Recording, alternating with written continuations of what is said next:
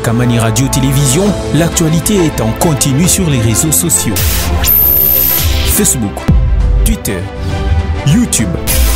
Soyez les premiers à être informés. Il est l'heure de vous informer, mesdames et messieurs. Nous sommes dans la commune de Manika où une bonne partie du quartier Moïse Tchombe est plongée dans les noirs. C'est par cette note sportive que nous bouclons ce point d'actualité sur Amani Télévision et ça a été pour nous un plaisir de vous aider.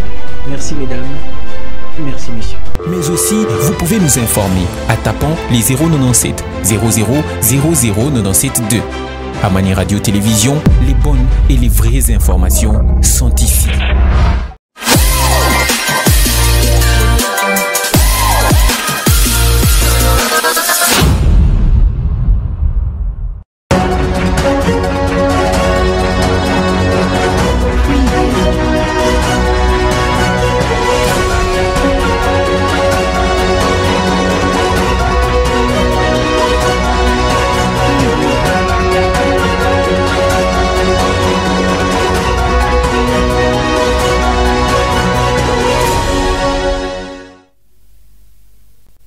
Merci de nous regarder, mesdames, messieurs, c'est l'heure de votre grande édition du journal sur nos antennes. Bienvenue à tous. Rendons-nous à Kinshasa pour débuter avec cette grande session d'information. Le président de la République démocratique du Congo, Félix-Antoine Tshisekedi Tshilombo, a inauguré la station de traitement d'eau de Binza Ozone qui a une capacité journalière de 110 000 mètres cubes d'eau avec pour mission d'ajouter la production d'eau potable afin de desservir la population de la partie ouest de la capitale. Regardez.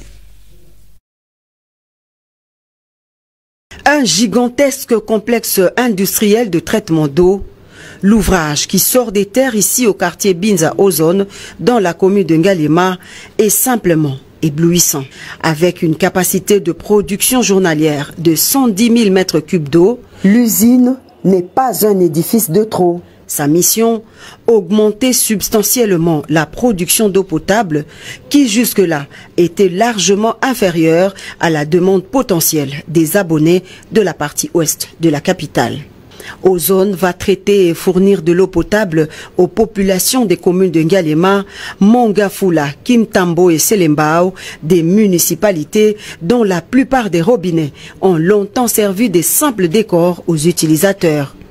Véritable pari gagné pour le chef de l'État, Félix-Antoine Tshisekedi Tshilombo, qui, à travers ce geste de haute portée sociale, vient de lever le drapeau blanc, mettant ainsi fin à la guerre de l'eau dans une bonne partie de la ville de Kinshasa. Excellence, Monsieur le Président de la République, chef de l'État, cette œuvre est la vôtre. Elle est la matérialisation de votre vision.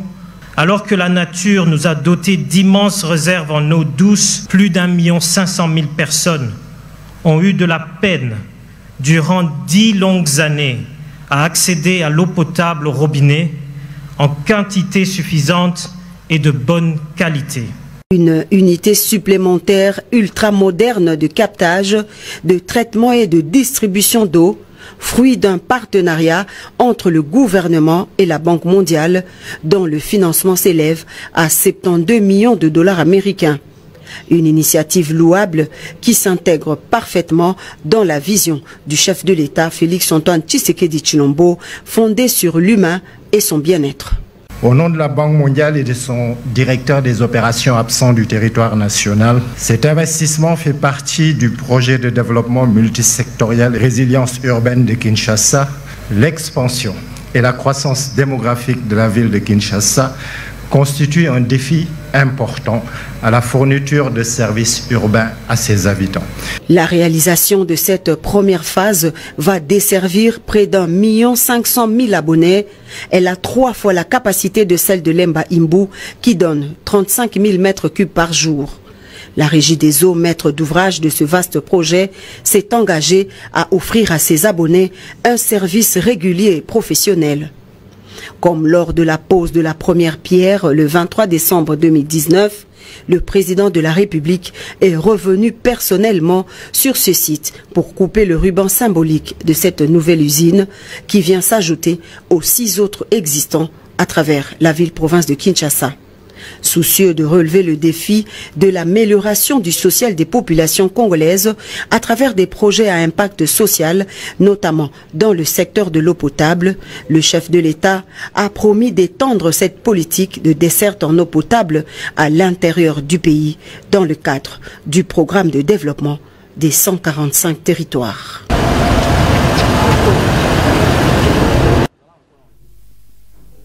Le président de la Commission électorale nationale indépendante, Denis Kadima Kazadi, a prolongé de 15 jours, soit du 24 février au 10 mars 2023, les processus d'enrôlement des électeurs dans la deuxième ère opérationnelle pour des raisons des retards de déploiement des matériels dans certains centres et celle d'une grande affluence des requérants à la date prévue du 23 février pour la clôture. Une mesure salutaire pour la population lualabaise, mais non suffisante pour l'enregistrement de la population restante. C'est un reportage de Limbayo.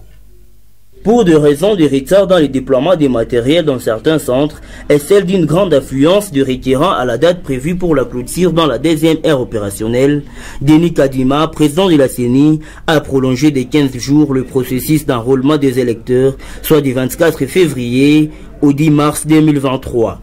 Une mesure salutaire, mais qui ne suffit pas pour la plupart des requérants qui sollicitent plus de 15 jours. C'est très bien, nous encourageons encore plus que, parce que la façon dont on est en train d'enrôler les gens, le nombre de jours qu'on a augmenté, c'est un peu peu. Mais nous voulons un peu encourager le gouvernement qu'il puisse un peu faire au moins 3 mois pour que la population soit satisfaite. Sinon, c'est mon opinion. En tout cas, les 15 jours, c'est insuffisant. Moi qui te parle, ça fait 24 heures que je suis ici. Je ne suis pas encore enrôlé. Je n'ai ni jeton, ni fiche. Depuis 3 heures na bébé. Mais bien n'engagé pas ma connaissance, je suis ma connaissance pas facile. Et puis ben la réputation pas ma coûte. Pour protéger il faut 15 000, pour protéger il faut 20 000. Ça chie tout na ma coûte et puis ça 15 jours. Tout fait tout. Encore un chef de centre, les 15 jours sont payés pour identifier le nombre des électeurs voulus vu l'abondance. Il s'est de signaler que certains centres d'écologie connaissent des problèmes techniques et matériels.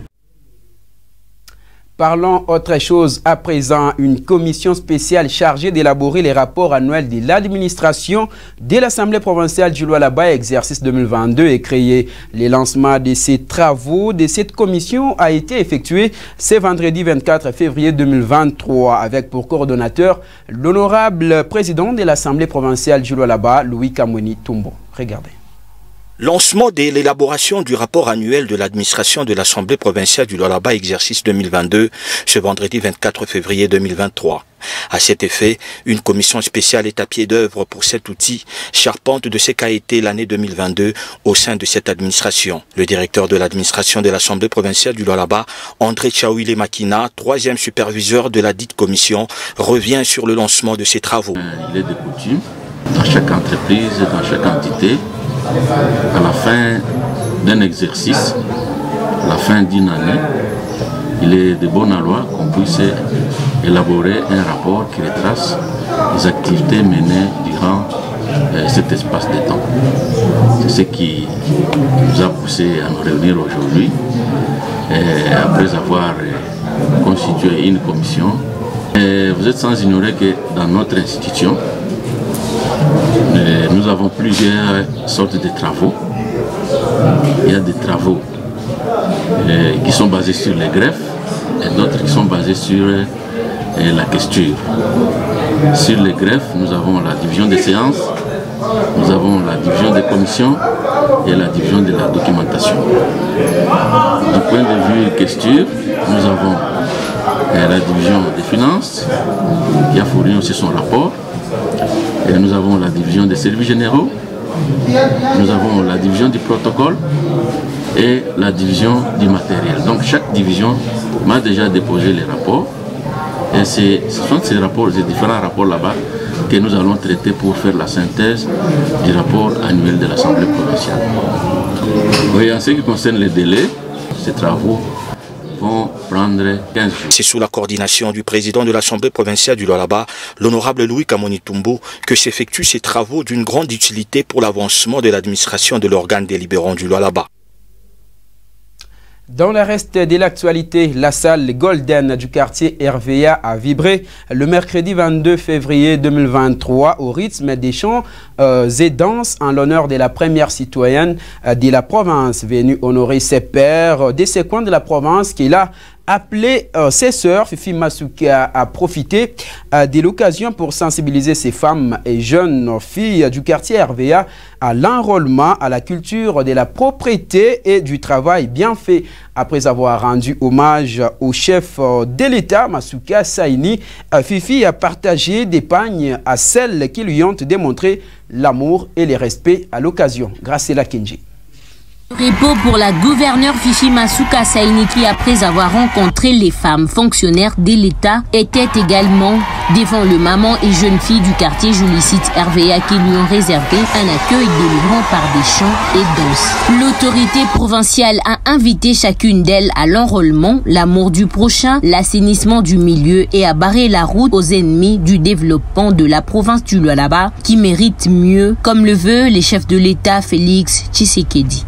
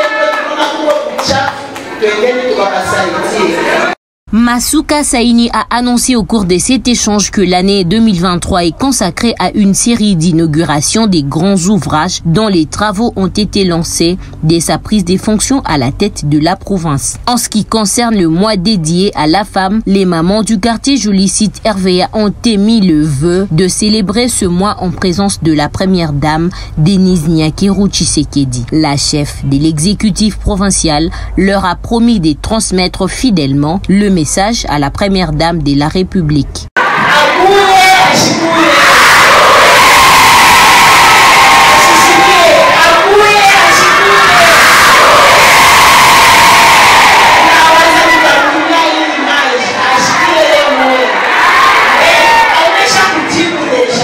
Pour permettre à cette frange féminine de célébrer avec faste le mois dédié à la femme, la chef de l'exécutif provincial a procédé personnellement à la remise des pagnes à chaque participante qui n'a pas manqué de louer ses gestes. C'est dans une ambiance très particulière que les rideaux sont tombés sur l'activité du jour. Je serai couronné après ces combats.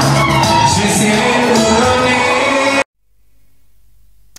À l'hôtel de la ville, l'autorité urbaine de Kolwezi a reçu en audience, a reçu une délégation du Conseil provincial de la jeunesse conduite par Emmanuel Mouteb, venu présenter les civilités et soumettre leurs projets en rapport avec l'assainissement et l'organisation des élections du Conseil urbain de la jeunesse. C'est un reportage réalisé par la presse de la mairie.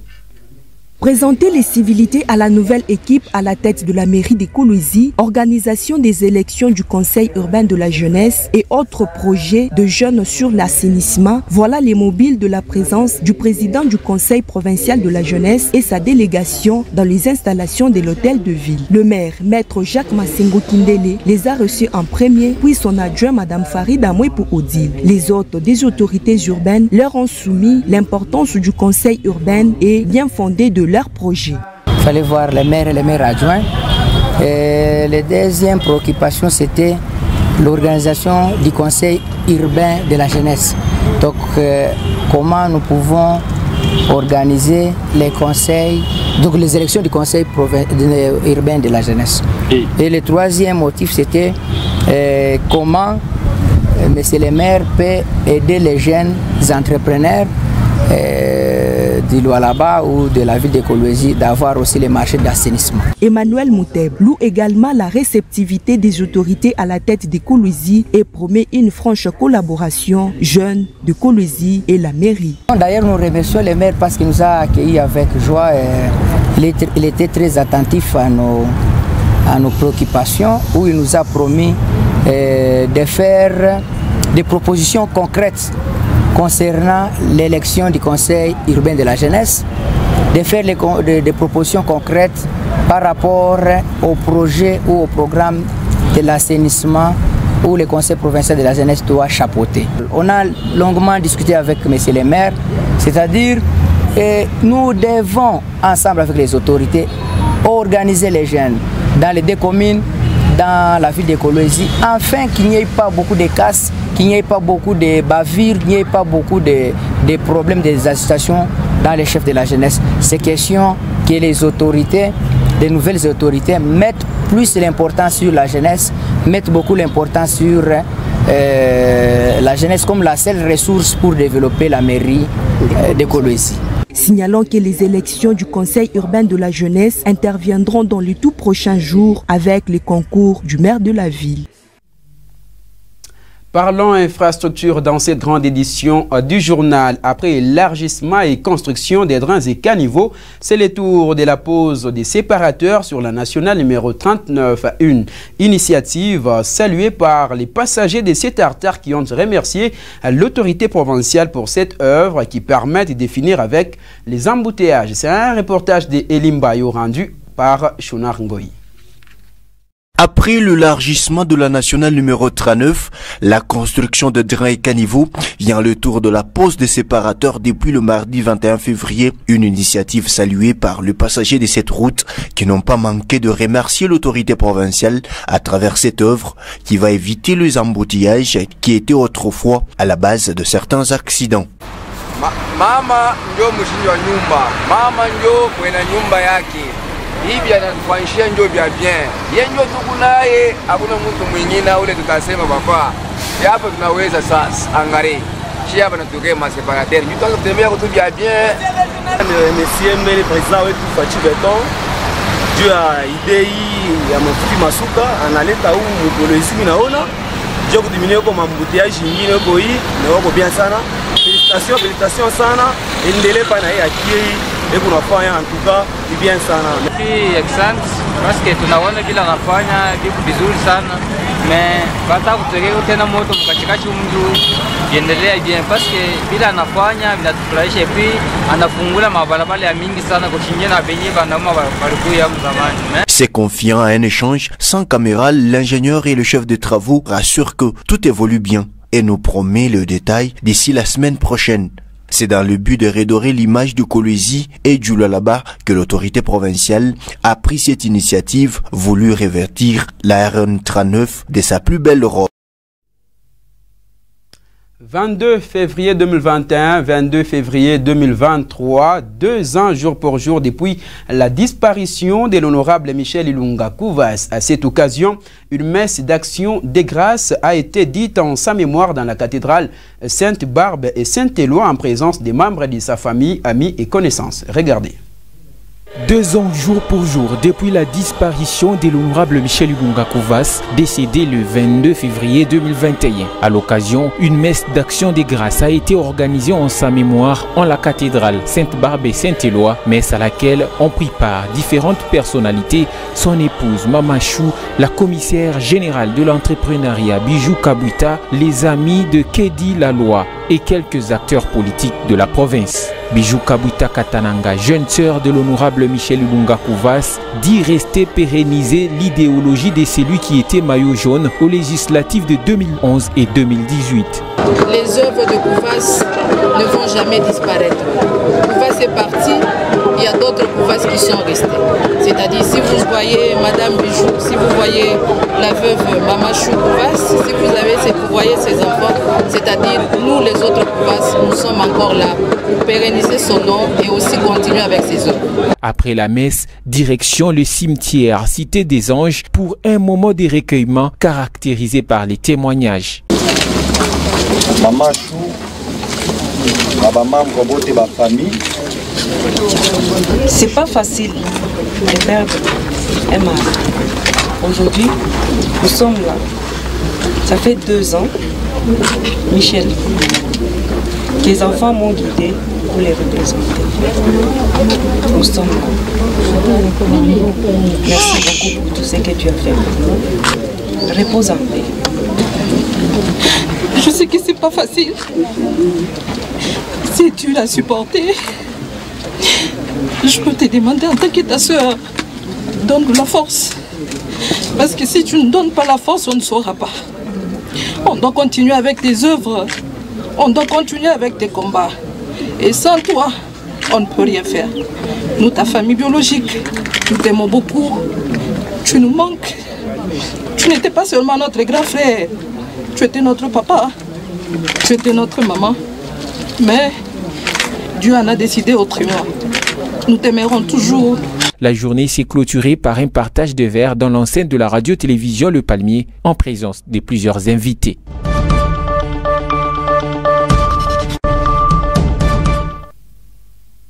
En international, l'Assemblée générale de l'ONU a exigé jeudi un retrait immédiat des troupes russes qui ont envahi l'Ukraine il y a 1 an, votant à une très large majorité appelant aussi à une paix juste et durable. Sur ce même chapitre, Kiev tente de rallier les pays membres de l'ONU autour du principe de respect du droit international. Hervé Ndalamba.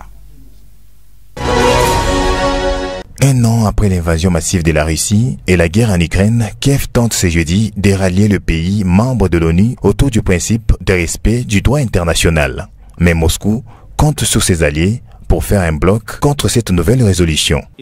Le premier anniversaire de l'invasion de l'Ukraine par la Russie représente un sombre jalon pour le peuple ukrainien et pour la communauté internationale. Cette invasion est un affront à notre conscience collective. Il s'agit d'une violation de la Charte des Nations Unies et du droit international. L'Assemblée générale de l'ONU a exigé jeudi un retrait immédiat des troupes russes qui ont envahi l'Ukraine il y a 1 an, votant à une très large majorité une résolution appelant aussi à une paix juste et durable. Au total, 141 pays ont voté pour ce projet, 7 contre et 32 se sont abstenus. We are satisfied with the outcome and the message is clear. It doesn't matter what Russia tries and how it attempts to undermine international order and the coalition in support of Ukraine's territorial integrity, it fails one time after another. On the Russian side, there is a small handful of votes confirming that in the eyes of the world, the aggression against Ukraine needs to stop. Israël et des groupes palestiniens de Gaza se sont montrés jeudi 23 février à coups de roquettes et missiles au lendemain d'un raid meurtrier de l'armée palestinienne. Selon Tsahal, l'armée israélienne, 5 d'entre elles ont été interceptées dans les airs, une seule s'est écrasée dans une zone inhabitée. Ces tirs surviennent au lendemain d'un raid mené à Naplouse en Cisjordanie. 11 Palestiniens, dont un adolescent, y ont perdu la vie, 82 autres ont été blessés par balle. L'opération militaire israélienne la plus meurtrière en Cisjordanie depuis 2005 rappelle celle du 26 janvier à Jenin, durant laquelle 10 Palestiniens avaient perdu la vie. Les événements nous mènent vers l'escalade. L'occupation raciste et le gouvernement d'extrême droite mènent à l'escalade aux dépens du peuple palestinien à Naplouse et dans la bande de Gaza. La venue des députés russes à une réunion de l'OS en Autriche a suscité une controverse. Des manifestants ont dénoncé cette présence et critiquent l'agression russe en Ukraine.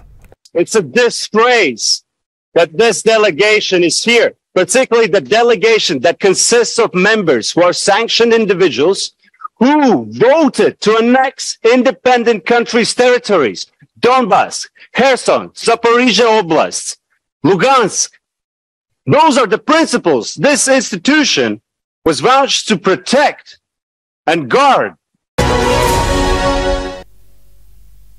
C'est la fin de cette grande édition du journal. Merci à tous de l'avoir regardé.